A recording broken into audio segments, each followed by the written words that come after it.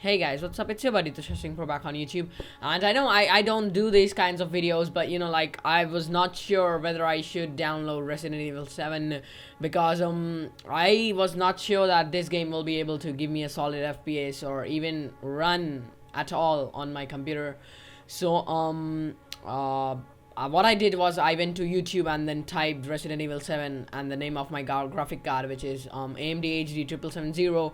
But there were no videos, so without further ado, let's jump into this video, guys, because in this video I'm going to be showing you which settings I found like the max I can push my graphic card to without, you know, hammering the FPS so down that the game becomes unplayable. So let's see whether this graphic card can run this game at all.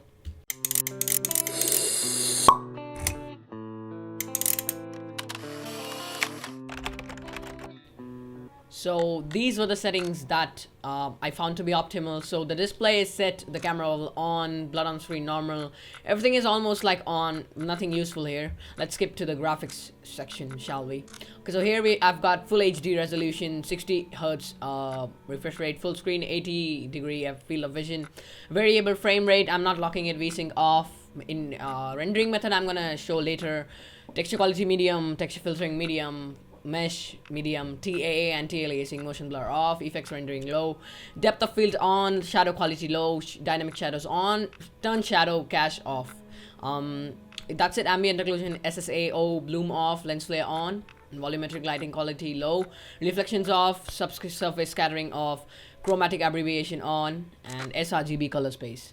Let's just jump into the game straight. So I'm not gonna do a new game because I don't want to give you guys some spoilers. I'm just gonna cut in the middle somewhere where you guys are not gonna be able to get any spoilers, so don't try to guess the story from this video. I specifically chose this part to showcase the graphics because, you know, I wanted to show you guys the graphics, the FPS in the cutscenes, as well as when you are in the game, in the house. So let's see. Of course the FPS is gonna be a little low than normal because I'm recording. So without recording I used to get like 30 to 40 FPS stable. So here I've started now with the graphics setting set to interlaced. Yup, interlaced makes a big difference. I'm getting like 30 to 50 FPS. That is a lot, like, but the graphic is a little bit inferior. And when I change it, let's do it from interlaced to normal, the rendering method, the FPS is gonna dip down, but the graphics are gonna improve a lot. So it's on you guys.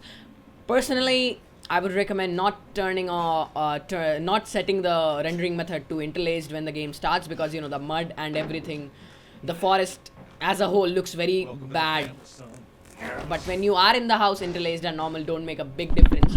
So you can, oops, I just toppled my mic. So if you want, you can just turn it to interlaced in the house if you want that extra FPS. Though I'm still getting like a 30 FPS, so up to this point I was getting like up to 30 to 40 to 38, but now let's see. There's gonna be a cutscene and FPS dip is there in the cutscene. So we're getting like 40, 30 FPS. It's dipping down, as you guys can see. When the main cutscene renders, it's gonna dip even more down. I actually did this as a test run.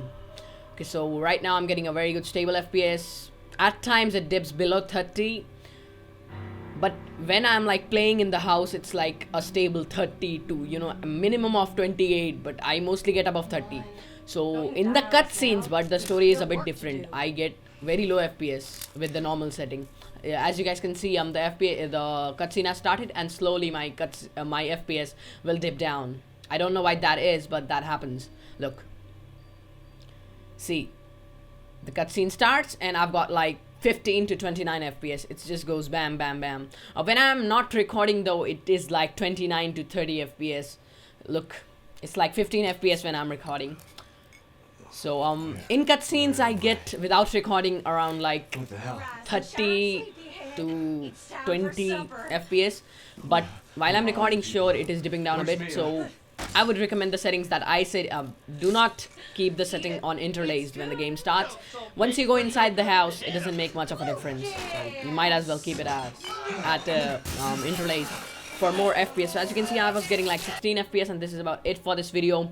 See you guys in the next video. Bye guys. Make sure you guys leave a subscribe and leave a like, and make sure you guys comment if you want me to, you know, test run another game on my graphic card. So see you guys in the next video. Bye guys.